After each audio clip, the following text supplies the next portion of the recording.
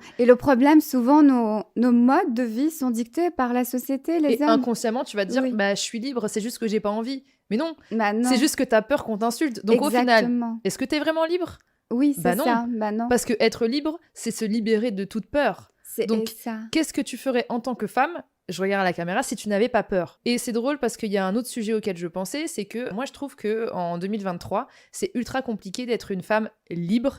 Des fois, tu vas être dans un état d'esprit où tu vas te dire, à ce moment-là, quand je vais aller dans cette rue à cette heure-là, bah je suis pas libre. Je vais pas être libre d'être la femme que j'ai envie d'être. Oui. Donc je vais me cacher, je vais me préserver, enfin Oui. me préserver entre grandes guillemets, juste pour Oui. survivre. Ce que je trouve juste dingue en fait, parce que plus on avance dans le temps, plus on recule, comme tu l'as très très bien dit. C'est ça. Et en fait, je me dis, est-ce que en avoir conscience, ça te permet d'être libre dans les conditions dans lesquelles tu te sens pas en danger d'être libre, en fait, au final? Mais en fait, cette idée du danger, moi, je pense, c'est surtout parce qu'on n'habitue pas les hommes à voir les femmes à moitié nues, tout C'est vrai. simplement. Oui, Ou dans parce, certaines parce conditions. quand on repart en arrière, par exemple, dans les années 70, quand on regarde les micro-mini-jupes que les femmes C'est portaient, vrai. elles étaient tous avec des mini-shorts et tout ça.